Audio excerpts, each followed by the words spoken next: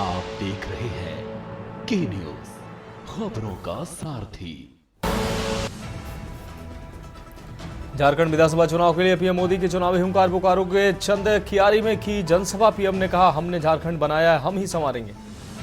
महाराष्ट्र में गृह मंत्री अमित शाह ने जारी किया बीजेपी का संकल्प पत्र। भाजपा के संकल्प पत्र में किसानों की कर्ज माफी, 25 लाख नौकरियां, महिलाओं को 2100 रुपए महीना। शाह बोले, चुनाव बाद सीएम पर फैसला।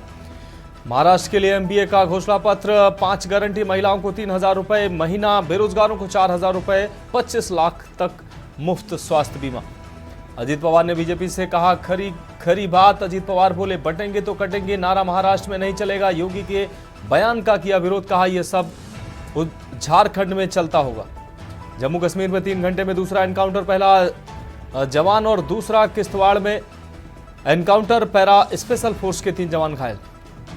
जोमेटो स्विगी तक पहुंची सीसीआई, जांच की आंच। जोमेटो स्विगी के खिलाफ 2022 से चल रही जांच। आप देख रहे हैं के न्यूज, खबरों का सारथी। नमस्कार, देश की बात में आपका स्वागत है। मैं हूं मनोज मानस। अहम खबर से बुलेटिन की शुरुआत करेंगे। सुप्रीम कोर्ट के चीफ जस्टिस डीवाई चंद्रचूड़ ने अपने आखिरी जजमेंट में बुलडोजर एक्शन की कड़ी निंदा की है। उन्होंने स्पष्ट रूप से कहा कि कानून के शासन के अंतर्गत बुलडोजर कार्रवाई के माध्यम से न्याय स्वीकार नहीं है। उन्होंने इस बात पर जोर दिया कि किसी की संपत्ति को नष्ट करके लोगों को न्याय नहीं दिया जा सकता है। सीजेआई ने कहा कि कानून के शासन के तहत बुलडोजर न्याय बिल्कुल अस्वीकार है। अगर इसे अनुमति दी गई तो अनुच्छेद 301 के तहत संपत्ति के अधिकार की संवैधानिक मान्यता एक डेड लेटर के तरह बन के रह जाएगी। सीजेआई ने अपने जजमेंट में कहा, बुलडोजर के माध्यम से न्याय शास्त्र की किसी भी सभ्य प्रणाली के लिए ठीक नहीं है। गंभीर खतरा है। अगर राज्य के किसी भी विंग या अधिकारी द्वारा गैर कानूनी व्यवहार की अनुमति दी जाती है तो बाहरी कारणों से नागरिकों की संपत्तियों को चुनिंदा प्रतिशोध के रूप में ध्वस्त कर दिया जाएगा। उन्होंने कहा कि नागरिकों की आवाज को, उनकी संपत्ति और घरों को नष्ट करने की धमकी देकर दबाया नहीं जा सकता। एक इंसान के पास सर्वाधिक सुरक्षित जगह के रूप में उसका अपना घर होता है। वह घर हम सुरक्षा उपायों की कुछ न्यूनतम सीमाएं निर्धारित करने का प्रस्ताव करते हैं, जिन्हें नागरिकों की संपत्तियों के खिलाफ कार्रवाई करने से पहले पूरा किया जाना चाहिए। बढ़ेंगे अगली खबर की ओर। दिल्ली की एयर क्वालिटी रविवार सुबह भी खराब कैटेगरी में थी। हालांकि शनिवार के मुकाबले इसमें थोड़ा सुधार जरूर। सेंट्रल पॉल्यूशन कंट्रोल बोर्ड के मुताबिक रविवार सुबह 9 बजे दिल्ली में औसत AQI 300 से कुछ ऊपर दर्ज किया गया।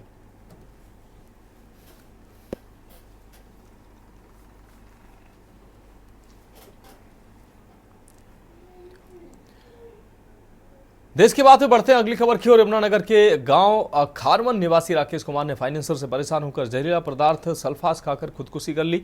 वहीं जगाधारी थाना सदर पुलिस को मामले की सूचना मिली तो पुलिस ने मौके पर पहुंचकर शव को कब्जे में लेकर कार्रवाई शुरू कर दी। आपको बता दें कि यमुनानगर के गांव खरवान निवासी 48 वर्षीय राकेश कुमार ने बीते कल सल्फास खाकर अपनी जीवन लीला समाप्त कर ली।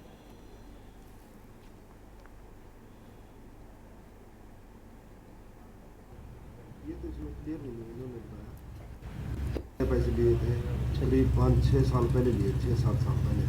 अच्छा, तो कितने फाइनेंसर है सर जिनसे पैसे लिए हुए थे? इन्होंने 2 फाइनेंसरों का नाम बताया गया। कौन कौन है सर? एक तो टोनी मनोचा जी, और दूसरा हरविंदर सिद्धू, खारवन के ही है। तो उसी गांव के है सर? उसी गाँव के। तो कोई सुसाइड नोट भी मिला है सर? कोई अभी तो कुछ नहीं। तो अभी क्या कार्रवाई की जा रही है सर? 174 की कार्रवाई है। बाकी आगे इन्वेस्टिगेशन में देखते हैं क्या बात सामने आएगी।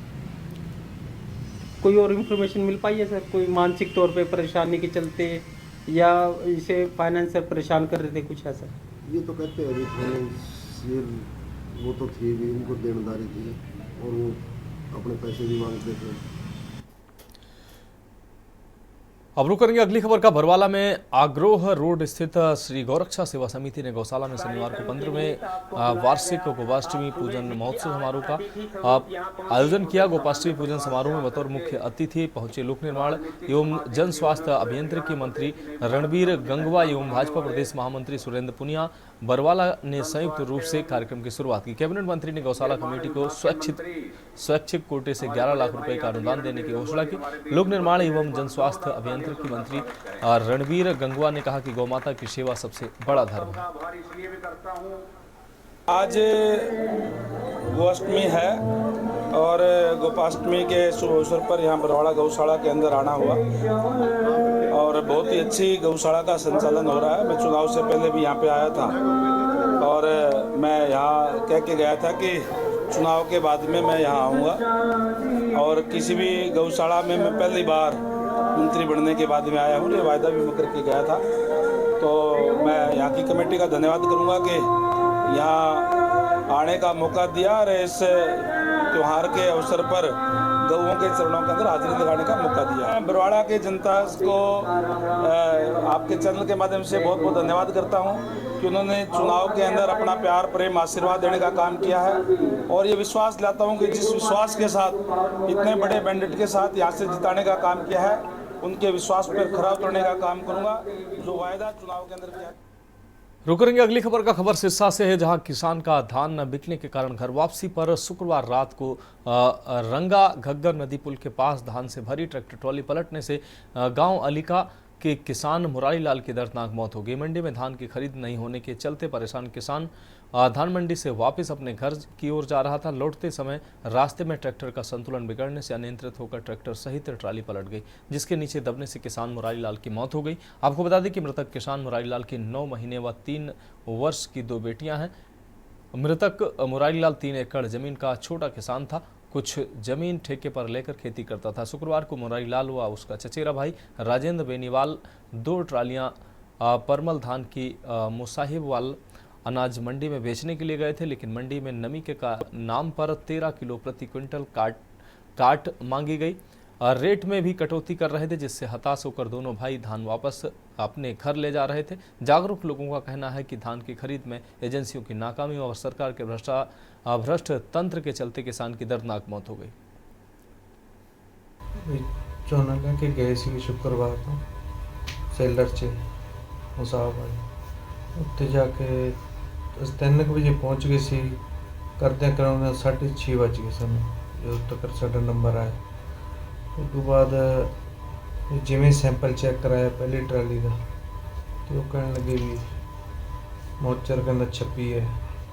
ਫਿਰ ਅਸੀਂ ਦੁਬਾਰੇ ਕਰਾਇਆ ਉਦੋਂ ਘੱਟ ਆਇਆ 24 ਆਇਆ। ਮੈਂ ਕਿਹਾ ਯਾਰ ਇਹਨਾਂ ਦਾ ਗਿੱਲਾ ਹੀ ਹੈ ਨਹੀਂ 24 ਆਇਆ ਤੇ ਫਿਰ ਕਹਿਣ ਲੱਗੇ ਛੇ ਨਹੀਂ 26 ਹੈ ਕਹਿੰਦਾ ਤੇ ਇਸ ਤਾਂ ਵੀ ਕਾਟ 13 ਕਿਲੋ ਕਾਟ ਕੱਟਾ ਹੈ। बड़े दुख की घड़ी 'ਚ बैठे हाँ। मुरारी लाल जी ਜਿਹੜੇ शुक्रवार रात ਨੂੰ ट्रैक्टर पलटन ਨਾਲ ਜਿਨ੍ਹਾਂ ਦੀ मौत हुई ਸੀ ਉਹਨਾਂ ਦੇ ਘਰੇ बैठे हैं। ਉਹਨੇ ਉਹਨਾਂ ਦੇ ਤਾਏ ਦੇ ਬੇਟੇ ਨੇ ਰਜਿੰਦਰ ਨੇ ਵੀ ਦੱਸਿਆ ਮੁਰਾਰੀ ਲਾਲ ਜੀ ਦੇ ਪਿਤਾ ਜੀ 5 ਸਾਲ ਦੀ ਉਮਰ ਦੇ ਵਿੱਚ ਉਹਨੂੰ ਛੱਡ ਕੇ ਚਲੇ ਗਏ ਸੀ। ਉਹਦਾ ਪਾਲਣ ਪੋਸ਼ਣ ਉਹਦੀ ਮਾਤਾ ਨੇ ਕੀਤਾ। 1998 ਦਾ ਉਹਦਾ ਬਰਥ ਹੈ। ਲਗਭਗ 25-26 ਸਾਲ ਦੀ ਉਮਰ ਦੇ ਵਿੱਚ ਉਹ 3-3.5 ਕਿੱਲਿਆਂ ਦਾ ਕਿਸਾਨ ਹੈ, ਛੋਟਾ ਕਿਸਾਨ ਹੈ। 3-4 ਕਿੱਲੇ ਠੇਕੇ ਤੇ ਜ਼ਮੀਨ ਲੈ ਕੇ ਉਹ ਵਾਹੀ ਕਰਦਾ ਸੀ। ਇਸ ਪਰਿਵਾਰ ਨਾਲ ਦੁੱਖ ਸਾਂਝਾ ਕਰਨ ਵਾਸਤੇ ਆਏ ਸੀਗੇ। ਅਸੀਂ ਖੇਤ ਦੇ ਪੜੋਸੀ ਵੀ ਹਾਂ ਔਰ ਮੁਰਾਰੀ ਲਾਲ ਇੱਕ ਬਹੁਤ ਵਧੀਆ ਨੇਕ ਦਿਲ ਇਨਸਾਨ। ਸਾਡੇ ਕੋਲ ਤਾਂ ਰੋਜ਼ ਉੱਥੇ ਜਾ ਕੇ ਬੈਠਕ ਹੁੰਦੀ ਸੀ, ਸਵੇਰੇ ਸ਼ਾਮ ਅਸੀਂ ਇਕੱਠੇ ਹੁੰਦੇ ਸੀ। ਸਾਡੇ ਖੇਤ ਵੀ ਇਕੱਠੇ ਨੇ, ਸਾਡਾ ਭਾਈਚਾਰਕ ਸਾਂਝ ਵੀ ਇਕੱਠੀ ਹੈ। ਲੇਕਿਨ ਮਾਂ ਬਾਪ ਦਾ ਜਿਹੜਾ ਸੀਗਾ ਇੰਨਾ ਔਖਾ ਪਾਲਿਆ, ਜਿਹੜਾ ਬਾਪ ਦਾ ਸਾਇਆ ਛੋਟੀ ਉਮਰ ਦੇ ਵਿੱਚ ਇਹਦੇ ਤੋਂ ਜਿਹੜਾ ਉੱਠ ਗਿਆ ਸੀਗਾ ਔਰ ਬੜੀ ਕਠਿਨ ਪਰਿਸਥਿਤੀਆਂ ਦੇ ਵਿੱਚ ਇਹਨਾਂ ਦੀ ਮਾਂ ਨੇ ਖੁਦ ਸਪਰੇਆਂ ਕਰਕੇ ਖੇਤ ਦੇ ਵਿੱਚ ਖੁਦ ਗੋਡੀਆਂ ਕਰਕੇ ਔਰ ਬੜੇ ਔਖੇ ਪਾਲੇ ਸੀ ਇਹ। ਔਰ ਅੱਜ ਬੁਢਾਪੇ ਦਾ ਸਹਾਰਾ ਬਣਦਾ, ਲੇਕਿਨ ਕਿਸੇ ਕਾਰਨਵਸ਼ ਜਿਹੜਾ ਵੀ ਹੈ ਇਹ ਜਿਹੜਾ ਝੋਨਾ ਹੈ सब तो ज़्यादा टेंशन सी एक तो इस बार झोने का झाड़ बहुत घट आ। रुक करेंगे अगली खबर का। झारखंड विधानसभा चुनाव के लिए प्रचार अभियान तेज है। प्रधानमंत्री नरेंद्र मोदी रविवार को झारखंड पहुंचे। यहां उनका एक मेगा रोड शो हुआ और चुनावी रैलियों का कार्यक्रम था। इस दौरान सबसे पहले पीएम मोदी ने बोकारो में एक जनसभा को संबोधित किया। यहां उन्होंने कहा कि झारखंड में भाजपा के पक्ष में प्रचंड आंधी चल रही है। छोटा नागपुर का ये पठार भी कह रहा है कि रोटी बेटी माटी की पुकार झारखंड में भाजपा और एनडीए की सरकार। पीएम मोदी ने कहा कि हमने झारखंड बनाया और हम ही झारखंड को संवारेंगे। ऐसे लोग कभी झारखंड का विकास नहीं करेंगे जो झारखंड राज्य के निर्माण के विरोधी रहे हैं। मैं आपको एक आंकड़ा देता हूं जिससे दूध का दूध और पानी का पानी हो जाएगा। आज से 10 साल पहले 2004 से 2014 तक केंद्र में कांग्रेस की सरकार थी। मैडम सोनिया जी सरकार चलाती थी और मनमोहन सिंह जी को प्रधानमंत्री के रूप में बिठाया था। तब उस समय केंद्र सरकार ने झारखंड को, ये झारखंड वालों ने याद रखना चाहिए, केंद्र सरकार ने उस समय झारखंड को 10 साल में बड़ी मुश्किल से 80,000 करोड़ रुपए दिए थे। 10 साल में कितने? 80,000 करोड़। 10 साल में कितने? जरा सबके सब बताइए, 10 साल में कितने? 80,000 करोड़। 2014 के बाद दिल्ली में सरकार बदली। आप सबने दिल्ली में, केंद्र में आपके इस सेवक मोदी को सेवा करने का अवसर दिया। और सेवा कैसी होती है? बीते 10 साल में हमने कितना पैसा दिया बताऊं? बताऊं? बताऊं? याद रखोगे? अच्छा ये बताओ, उन्होंने कितना दिया था? उन्होंने कितना दिया था? उन्होंने कितना दिया था? केंद्र में भाजपा एनडीए सरकार बनी तो 10 साल में हमने 3 लाख करोड़ रुपए से अधिक झारखंड को दिया। कितना? जरा जोर से बोलिए, कितना? उन्होंने कितना दिया था? हमने कितना दिया? ये ज्यादा हुआ कि नहीं हुआ? 4 गुना हुआ कि नहीं हुआ? तो हमारा आपके प्रति 4 गुना प्यार है कि नहीं है? है कि नहीं है? और हमने ये ज्यादा पैसा क्यों भेजा भाई? क्योंकि झारखंड हमने बनाया है तो हम ही तो संवारेंगे। अब रुक करेंगे अगली खबर का। पीलीभीत से अगली खबर, जहां बेखौफ बाइक सवार बदमाश ने चैन लूटने की घटना को अंजाम दिया है। बदमाशों ने हाईवे पर महिला की लूटी है चैन स्ट्रेंचर ने बाइक सवार महिला के गले से खींची चैन। घटना की सूचना पर पहुंची पुलिस जांच में जुटी हुई है। अपने रिश्तेदार के यहां से शाहजहांपुर जा रही थी महिला। इस दौरान पूरनपुर बंडा हाईवे पर चैन स्नैचिंग की घटना सामने आई। इस घटना से आसपास हड़कंप मच गया। पीलीभीत के थाना घुंगचाई क्षेत्र में यह घटना सामने आई है। इस घटना सनसनीखेज घटना से क्षेत्र में हड़कंप मच गया।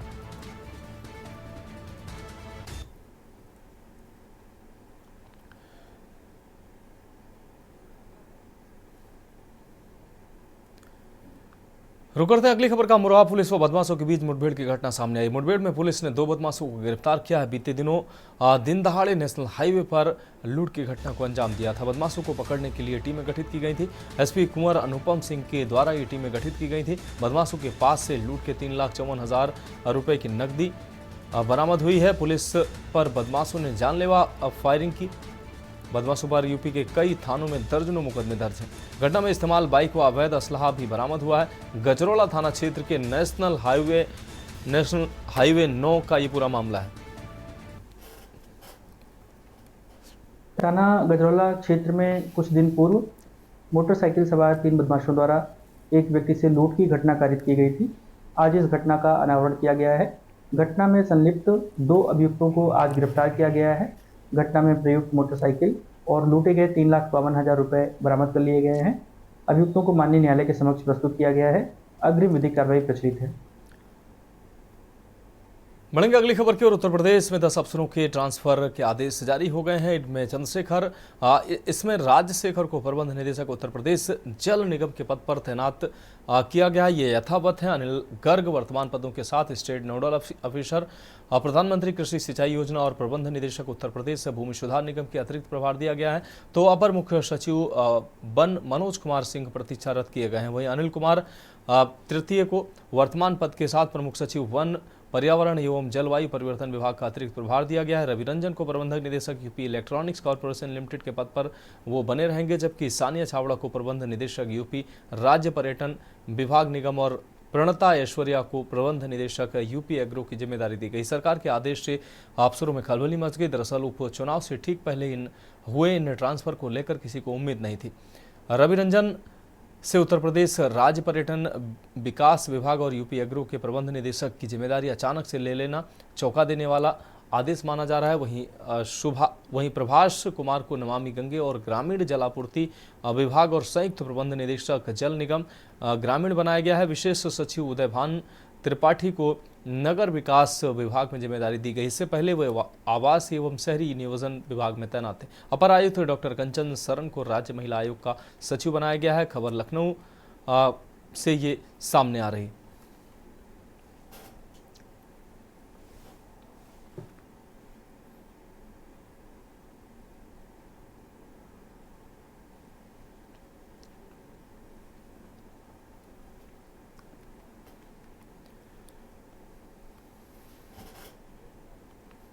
अब रुक करेंगे अगली अहम खबर की ओर। भगवान महावीर के 2551वां निर्माण वर्ष के अवसर पर जिन आगम प्रभावना क्रिएशन संस्था ने भगवान महावीर की जीवनी और चरित्र पर आधारित कथा वर्धमान की कार्यक्रम का आयोजन किया। दिवाली के बाद और भगवान महावीर जयंती से जैन समुदाय का नव वर्ष शुरू होता है। कथा वर्धमान की के तहत संस्था द्वारा जनरलगंज स्थित श्री दिगंबर जैन पंचायती बड़ा मंदिर से महिलाओं द्वारा मांगलिक ध्वजा यात्रा निकाली गई, जो नयागंज स्थित कोठारी भवन पर समाप्त हुई। जिसके बाद तीर्थंकर भगवान महावीर के अनछुए जीवन व्रत प्रसंगों के साथ प्रस्तुतियां प्रस्तुत की गई, जो आजकल के युवाओं को धर्म से जोड़ने का काम करेंगी। कार्यक्रमों की झड़ी में प्रसिद्ध कथावाचक और शोधकर्ता प्रदीप जैन गुरुजी द्वारा अमावस्या से मनाए जा रहे निर्वाण उत्सव का इसकी शुद्धि के साथ शुरुआत की गई। इस दौरान जिन आगम प्रभावना क्रिएशन के सदस्यों ने बताया कि जिनवाड़ी को सम्मान और आदर के साथ सर पर रखकर यहाँ पर लाकर विराजमान किया गया है। जिनवाड़ी ही भगवान की वाणी होती है, भगवान प्रत्यक्ष रूप में नहीं है।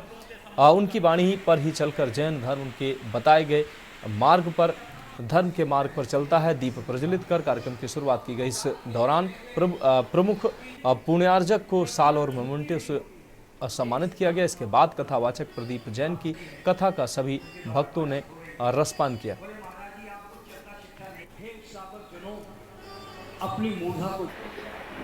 विगत वर्ष दीपावली पर जैन धर्म का नया वर्ष शुरू होता है। तो विगत वर्ष 2550वां निर्वाण वर्ष भगवान महावीर, जो कि जैन धर्म के 24वें तीर्थंकर हैं, वर्तमान शासक नायक हैं, उनका बड़ी धूमधाम से मनाया गया। उस उपलक्ष्य में 2551वां वर्ष प्रारंभ हो गया है। जिनागम प्रभावना क्रिएशन कानपुर द्वारा भगवान महावीर की जीवन चरित्र पर कथा वर्धमान की नामक शीर्षक से ये कार्यक्रम आयोजित किया गया है। इस कथा में भगवान के जीवन चरित्र को विभिन्न आयामों में दर्शाया जाएगा, एक नए रूप से प्रस्तुति की जाएगी, जिससे कि जो लोग भगवान महावीर के जीवन के बहुत से आयाम को नहीं जानते हैं, वो भी इससे परिचित होंगे। जैसा कि सभी को विदित है कि हमने भगवान महावीर का 2551वां निर्माण उत्सव दीपावली के दिन मनाया बड़े धूमधाम से। भगवान के गुणों का व्याख्यान करने के लिए हमारे पास शब्द कम पड़ जाएंगे। ऐसे गुणवान भगवान जिन्होंने ऐसा दिव्य संदेश दिया, जियो और जीने दो भगवान महावीर, जो कि आज के परिदृश्य में इससे अच्छा संदेश कोई हो ही नहीं सकता। उसी के तत्वाधान में हम लोगों ने आज यहाँ कथा वर्धमान की अर्थात भगवान महावीर की कथा का आयोजन किया है, जो कि एक बहुत पुरानी विधा है। बहुत समय से हम लोगों के यहाँ कथा नहीं हो रही, लेकिन भगवान का चूंकि पूरे देश ने 2550वां निर्माण उत्सव पूरे वर्ष मनाया है, तो उसी उपलक्ष्य में जिनागम प्रभावना क्रिएशन ने ये कार्यक्रम प्रस्तुत किया है, जिसमें श्री प्रदीप जैन जी गुरु, उनका शोध है 10 वर्षों का भगवान महावीर के जीवन चरित्र पे। आज का ये कार्यक्रम कथा वर्धमान की एक ये सनातन प्रथा है, जिसे नए रूप में फिर से पुनर्जीवित किया जा रहा है। यकीनन ये अपने आप में एक नई चीज प्रस्तुत हो रही है आज, और इसका शुभारंभ बड़ा मंदिर श्री दिगंबर जैन पंचायती बड़ा मंदिर से ध्वजा यात्रा के रूप में हुआ था। और यहाँ पर कोठारी भवन में हम सब लोग, पूरे जैन समाज के लोग यहाँ पर जिन कथा वर्धमान की जो सुनने के लिए एकत्रित हुए हैं। इसका उद्देश्य केवल यही है कि इससे युवा वर्ग को जोड़ा जाए। तो फिलहाल देश की बात में वक्त एक ब्रेक का, जल्द हाजिर होंगे। आप देख ब्रेक के बाद इसकी बात में एक बार फिर से आपका स्वागत है। रुक करेंगे अगली खबर का। खबर अम्बेडकर नगर से है, जहां आपको बता दें कि सीएम योगी आदित्यनाथ ने आज चुनावी जनसभा को संबोधित किया। योगी बीजेपी प्रत्याशी के समर्थन में न केवल उन्होंने वोट की अपील की, बल्कि कांग्रेस और सपा पर जमकर निशाना भी साधा। कटेरी विधानसभा क्षेत्र स्थित रामदेव जनता इंटर कॉलेज के प्रांगण में योगी का हेलीकॉप्टर सुबह उतरा और वहां से वो सीधे जनसभा स्थल पर पहुंचे। हालांकि इस बीच बने हेलीपैड पर भाजपा के जल शक्ति मंत्री स्वतंत्र देव सिंह, मंत्री ओम प्रकाश राजभर व अन्य मंत्री के साथ जिलाध्यक्ष त्र्यंबक तिवारी, जिला उपाध्यक्ष बिमलेंद्र प्रताप मोनू सिंह, डॉक्टर धीरेन्द्र प्रताप सिंह ने उनका स्वागत किया। इस दौरान मंच पर उनका भाजपा प्रत्याशी धर्मराज निषाद, पूर्व जिलाध्यक्ष कपिल देव वर्मा, पूर्व जिला पंचायत अध्यक्ष सुधीर सिंह, मिंटू भारती सिंह, चंद्रिका प्रसाद व अन्य के द्वारा पुष्पगुच्छ देकर स्वागत किया गया। जिलाध्यक्ष त्र्यंबक तिवारी ने मंच संभालते हुए सीएम योगी को जनसभा में संबोधन के लिए उनको आमंत्रित किया। सीएम ने भाषण के दौरान कहा कि जहां दिखे सपाई वहां बिटिया घबराई। सीएम ने समाजवादी पार्टी के पीडीए नारे पर भी हमला बोला। उन्होंने कहा कि पीडीए का मतलब प्रोडक्शन हाउस ऑफ दंगाई और अपराधी बताया।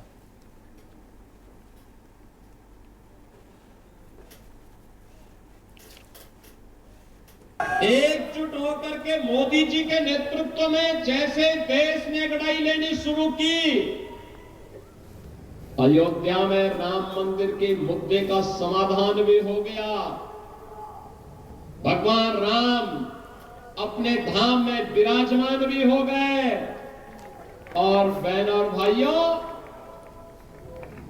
देश की सीमा भी सुरक्षित हो गई। याद करिए 2014 के पहले कांग्रेस नेतृत्व की सरकार हुआ करती थी। समाजवादी पार्टी बिन मांगे समर्थन देती थी और पाकिस्तान घुसपैठ करता था, आतंकी वारदात करता था, चीन भारत की सीमा में घुसता था।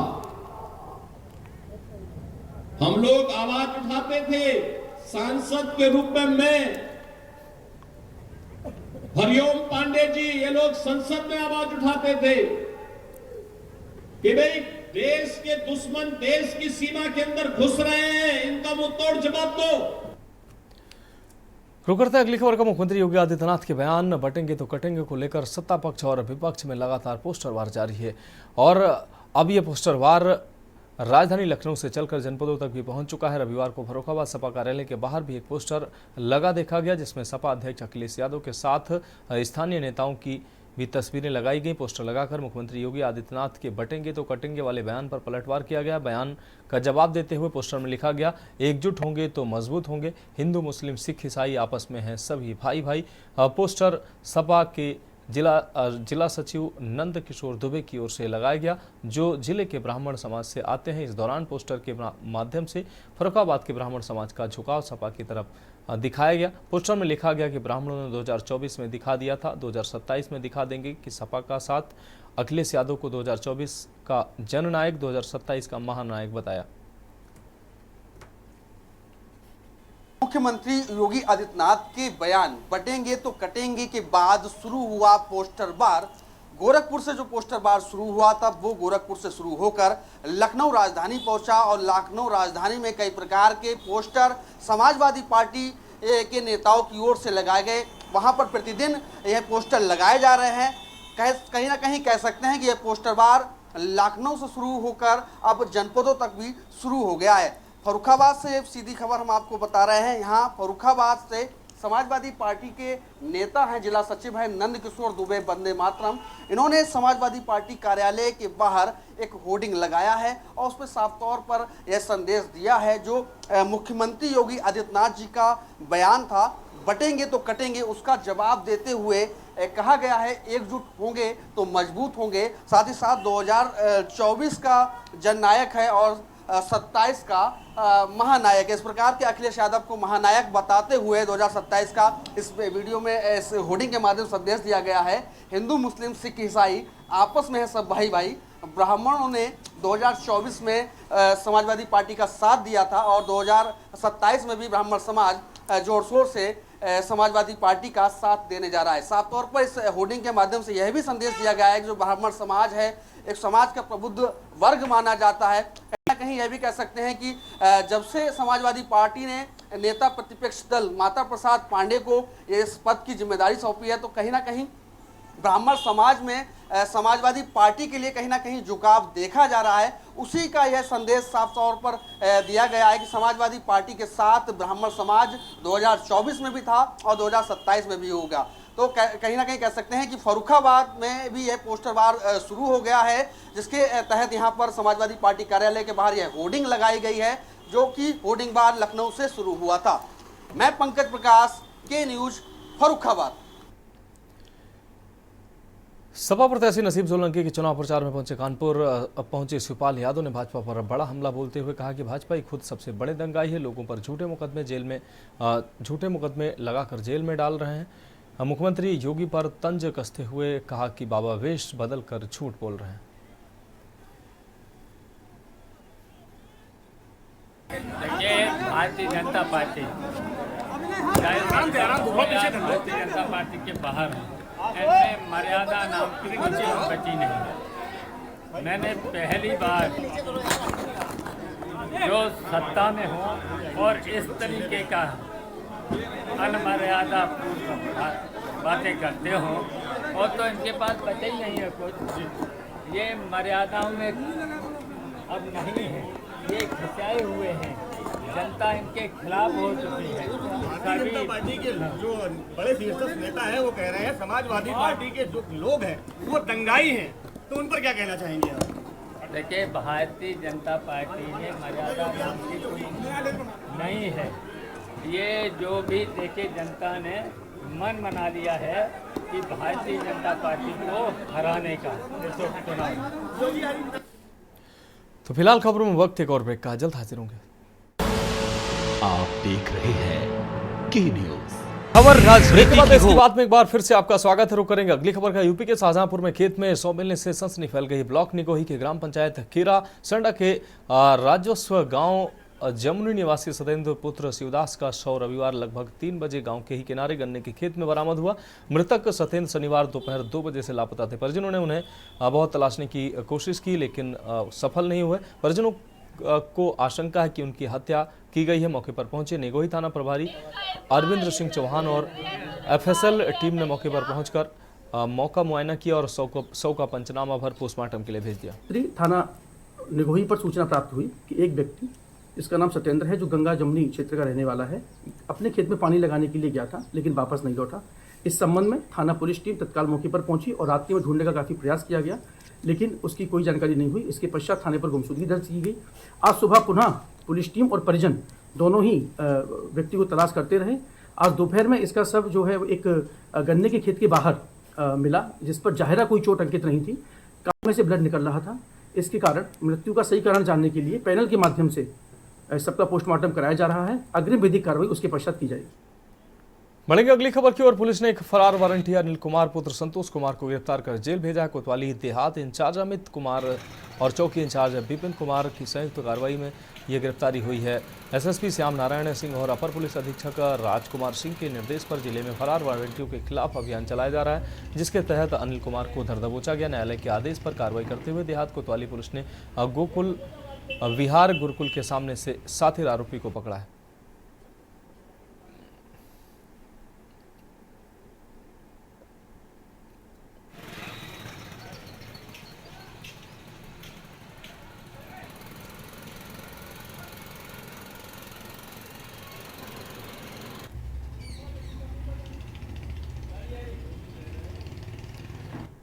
अब रुक करेंगे उत्तराखंड की खबरों का। आदर्श जनहित सेवा संस्थान द्वारा श्री हरिश्चंद्र गुरुचंद्र मंदिर में मेडिकल कैंप लगाया गया।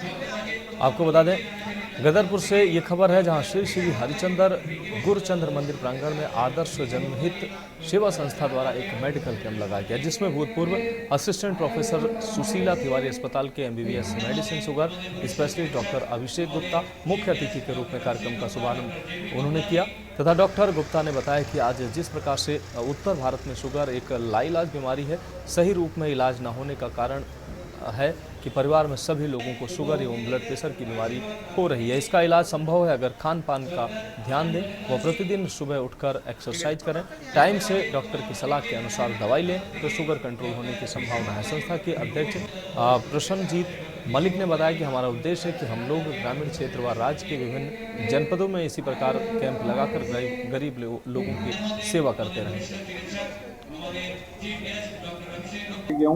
कि कोई भी पेशेंट जिसको शुगर का या हार्ट की बीमारियों का पता चलता है तो तुरंत ही बिल्कुल फीस की बिना चिंता किए हुए वो मेरे hospital Siddhivinayak hospital Benda road पे आपका अपना हॉस्पिटल है, वहाँ कोई भी किसी इस तरह के इलाज से वंचित ना रहे, इसलिए मैंने बोला कि निःशुल्क देखूंगा मैं। बट कोई भी व्यक्ति वंचित नहीं रहना चाहिए अच्छे इलाज से। अच्छे इलाज में सबको हक है और सभी को इलाज मिलेगा, बिल्कुल कोई गरीब इससे छूटा नहीं रहेगा, ये मैं यहाँ पे वादा करके जाता हूँ। और इससे घबराने की जरूरत नहीं है, अगर समय रहते इलाज करेंगे तो बिल्कुल आजीवन पेशेंट बिल्कुल नॉर्मल रहेंगे। जरूरत क्या है, जागरूकता की और सही समय से सही इलाज मिलेगा। काम छोड़ के, अपना परिवार छोड़ के, अपना स्वार्थ छोड़ के लोगों के लिए करने के लिए साल में, पूरे साल भर, महीने में 1-2 कैंप ऐसे हर शहर में, हर जगह पे लगाते हुए आ रहे हैं पूरे देश में और देश के कोने कोने में। इसलिए बहुत बहुत धन्यवाद और आभार मैं व्यक्त करना चाहूंगा आदर्श जनहित सेवा समिति का, और सबको मैं नमन करना चाहूंगा, प्रणाम करना चाहूंगा। और क्योंकि हरिचांद गुरचांद धर्म मंदिर में इस समय हम लोग खड़े हैं, तो हरिचांद ठाकुर, गुरचांद ठाकुर, गोपाल महाराज जी और विवेक महाराज जी के श्री चरणों में यही प्रार्थना करूंगा कि आदर्श जनहित सेवा समिति जो है वो दिन दुगनी रात चौगनी तरक्की करे और सभी का परिवार और सभी का जीवन उज्ज्वलित हो, आलोकित हो, आनंदित हो। नैनीताल एक निजी स्कूल में स्कूली छात्राओं के बीच एपड़ प्रतियोगिता का आयोजन किया गया है। नैनीताल व आसपास के 6 स्कूलों से लगभग 30 छात्राओं ने अपने हुनर से एपड़ बनाकर बेहतरीन प्रदर्शन किया है। नैनीताल से निशांत SDL बालिका विद्यालय, विद्या मंदिर, ऑल सेंट्स कॉलेज समेत GGIC सुरपाताल की छात्राओं ने प्रतियोगिता में प्रतिभाग किया। इनमें सभी छात्राएं सरकारी स्कूल और प्राइवेट स्कूल से पहुंची थी। आयोजकों के अनुसार धूमिल होती इस परंपरा को जीवित रखने के लिए कक्षा 12 तक की छात्राओं को प्रोत्साहित किया गया। उन्होंने बताया कि उत्तराखंड में लुप्त होती जा रही एपड़ बनाने की संस्कृति को बचाए रखने के लिए यह प्रतियोगिता कराई जा रही है। छात्राओं द्वारा जनेऊ, लक्ष्मी, नाता, नवदुर्गा चौकी, नागमाता, शिवपीठ समेत अन्य चौकियों को गेरू और विश्वास से बनाया जा रहा है। उन्होंने ये भी बताया कि ये इन छात्राओं को उनकी कमी भी बता रहे हैं और पिछले कुछ समय में सुधार देखने को भी मिला है।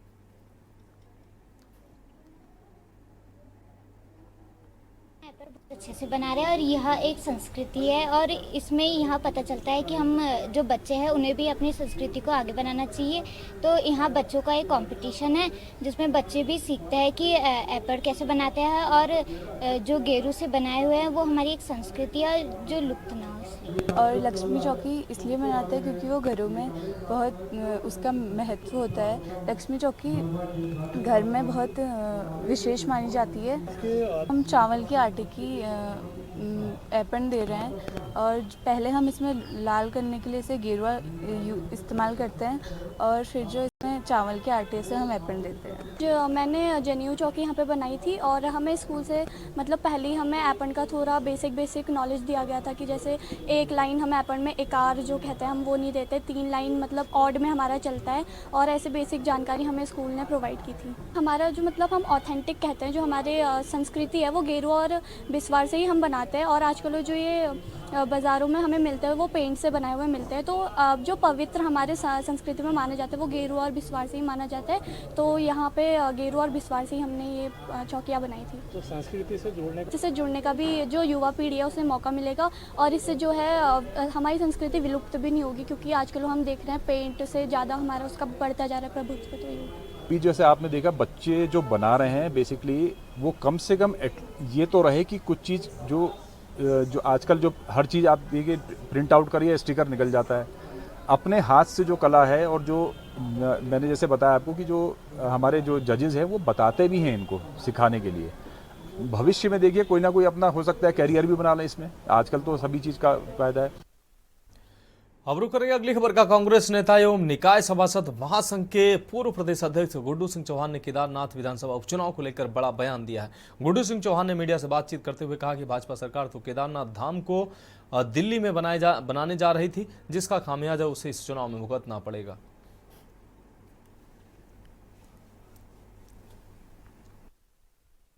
ये जवाब तो अब केदारनाथ के उपचुनाव में केदारनाथ की जनता देगी कि आदरणीय सीएम धामी साहब ने सारी परंपराओं को दरकिनार करके दिल्ली में एक और दो धाम बनाने की कोशिश की। खुद ही शंकराचार्य बन गए। भारतीय जनता पार्टी की लीडरशिप सारी परंपराओं को तोड़ती है, सारे धर्मों को ठेंगा दिखाती है, और उसी भूमिका को माननीय धामी जी ने भी निभाया और एक और धाम बनाने की पंडा पुरोहितों के विरोध के बाद उनको अपना निर्णय वापस लेना पड़ा। ये बहुत बड़ी बात है।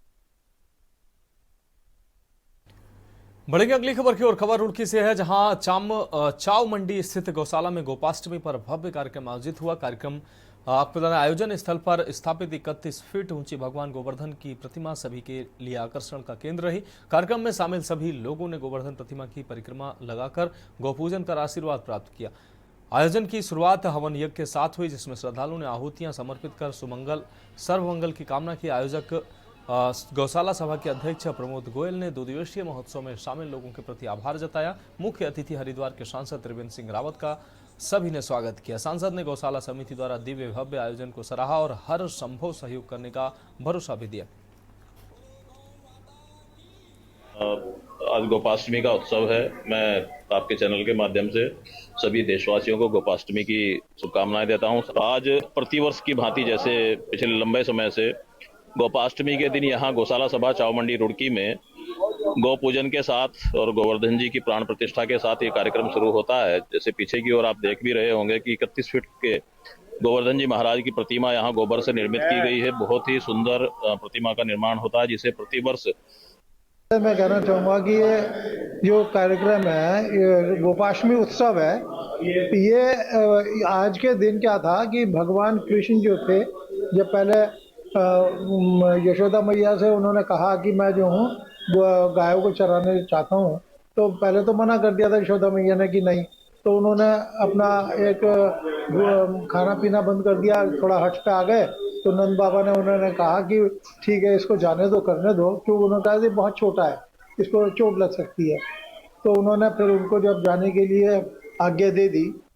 गौशाला में हमें 15 साल हो गए हैं गोपाष्टमी का उत्सव मनाते हैं, और गोपाष्टमी से पहले दिन चित्रकला प्रतियोगिता में करीब 400 बच्चे सभी स्कूलों से आते हैं और वो गाय बछड़े का चित्र बनाते हैं। उन्हें आज पुरस्कार भी दिया है, जो सर्वोच्च अच्छे 10 बच्चे आए हैं, 30 बच्चों को पुरस्कार भी दिया है। और गोपाष्टमी का उत्सव जो है, ये हमारी गौ माता जो है। बढ़ेगी अगली खबर की ओर। नैनीताल में मंदिर माला मानस खंड मिशन के तहत 11 करोड़ की लागत से नैना देवी मंदिर का सौंदर्यीकरण के साथ ही मंदिर के आसपास मौजूद 13 दुकानों को अन्यत्र शिफ्ट किया जाना है। योजना के तहत पंत पार्क से मंदिर तक फुटपाथ समेत विभिन्न कार्यों को बेहतर किया जाएगा। मंदिर परिसर में अतिरिक्त जगह के लिए आसपास की दुकानें व अन्य पुराना निर्माण हटाया जाएगा। इस कार्य के लिए लोक निर्माण विभाग को कार्यदायी संस्था बनाया गया है। आज लोक निर्माण विभाग टीम ने नैना देवी मंदिर के समीप चल रहे सौंदर्यीकरण के कार्यों का निरीक्षण किया। निरीक्षण के दौरान दुकानदारों ने लोक निर्माण के अधिकारियों से उक्त स्थान पर ड्रेनेज सिस्टम ठीक करने के साथ ही सीवर लाइन को दुरुस्त करने का सुझाव दिया, ताकि बारिश के दौरान पानी भरने की समस्या से निजात मिल सके। चार्ट पार्क निरीक्षण, इसके लिए टेंडर प्रक्रिया भी पूरी कर ली गई है। एक्चुअली क्या है कि ये थोड़ा सा जो निर्माण यहाँ चल रहा है, तो उसमें थोड़ा सीसी जो है इसको और थोड़ा ज़्यादा उठाया जा रहा है, 9 इंच इसको बढ़ाया जा रहा है। और दूसरा बहुत बड़ी समस्या एक जो सिविर की है, क्योंकि अब लोड बहुत बढ़ चुका है, तो हमारी मांग है कि ये सिविर भी है जो इस काम के साथ साथ सौंदर्यीकरण के साथ साथ मंदिर का जो सौंदर्यीकरण चल रहा है उसके साथ साथ सिविर को भी बढ़ाया जाए। और ये जो 9 इंच ऊंची करी जा रही है जो सीसी करके जो स्थान में, उसको ना किया जाए, ये हमारी मांग है। मैं मानस खंड के अंतर्गत नैना देवी मंदिर का आसपास का और मंदिर का सौंदर्यीकरण का काम चल रहा है, जिसमें लोकल लोक प्रतिनिधियों द्वारा एक डिमांड की गई है कि यहाँ पे सीवर लाइन जो है वो भी इसी के कंस्ट्रक्शन के साथ साथ उसको भी चेंज कर दिया जाए, उसकी कैपेसिटी कम हो गई है। तो इसके लिए एक्शन जल संस्थान से हम बात करके इसको जैसे भी इसका तुरंत निस्तारण कराएंगे। थोड़ा सा ये मिसकंसेप्शन था कि मंदिर के सामने प्रांगण में हाइट बढ़ रही, जबकि उनको अवगत करा दिया गया है कि वो हाइट नहीं बढ़ रही, और पुराना जो सरफेस है उसी को डिसमेंटलिंग करके रीलेइंग करी जाएगी उसी लेवल पर। हम रुक करेंगे अगली खबर का। उत्तराखंड में होने वाले निकाय चुनाव के लिए सभी राजनीतिक दलों की तैयारी तेज हो गई है। इसी कड़ी में कांग्रेस मुख्यालय देहरादून में कांग्रेस नेताओं की बड़ी बैठक आयोजित की गई। कांग्रेस प्रदेश उपाध्यक्ष सूर्यकांत धस्माना की अध्यक्षता में हुई इस बैठक में निकाय चुनाव की तैयारी और आगामी रणनीति पर मंथन किया गया। कांग्रेस प्रदेश उपाध्यक्ष सूर्यकांत धस्माना ने कहा कि पार्टी निकाय चुनाव के लिए पूरी तरह से तैयार है। उन्होंने सरकार पर निशाना साधते हुए कहा कि राज्य सरकार निकाय चुनाव हार के डर से नहीं करा रही है। वहीं बीजेपी प्रदेश महामंत्री आदित्य कोठारी ने कांग्रेस के इन आरोपों को खंडन करते हुए कहा कि सरकार निकाय चुनाव के लिए तैयार है। भारतीय जनता पार्टी निकाय चुनाव को लेकर के पूरी तरह से तैयार है, और जैसे ही राज्य चुनाव आयोग के द्वारा कार्यक्रम की घोषणा की जाएगी, हम लोग उसी शेड्यूल के अनुसार, उसी क्रम के अनुसार अपनी तैयारियां करेंगे, और हम हर समय चुनाव के लिए तैयार हैं। तो आज जो बैठक है उसमें निकाय चुनाव जो आगामी है उसके बारे में हम लोग चर्चा कर रहे हैं, क्योंकि निकाय चुनाव लगातार सरकार टाल रही है, और सरकार अगर एक बार फिर चुनाव टालती है, 10 तारीख को हाईकोर्ट में उसको जवाब देना है, तो पार्टी तय कर रही है कि हम कैसे सड़कों पर उतरें, सरकार को मजबूर करें कि चुनाव कराए। हम लोग उसकी तैयारी में हैं। पूरे शहर के अंदर तमाम व्यवस्थाएं जो नागरिक सुविधाओं से जुड़ी हुई हैं वो लगातार ध्वस्त होती जा रही हैं। अब जनप्रतिनिधि नहीं है, पार्षद नहीं है, हमारे मेयर नहीं है, तो जब जनप्रतिनिधि नहीं होंगे तो गली की, मोहल्ले की, नाली की, सड़क की, खंबे में लगे हुए लट्टू की, इनकी कौन समस्या सुधारेगा? तो समस्याएं सुधार नहीं रहे, और पूरे राज्य के अंदर इस समय जो लोकल बॉडी, जो सबसे निचले स्तर की सरकार होती है, पहली सरकार होती है, वो सरकार गायब है। आप देख रहे हैं के न्यूज़, खबरों का सारथी।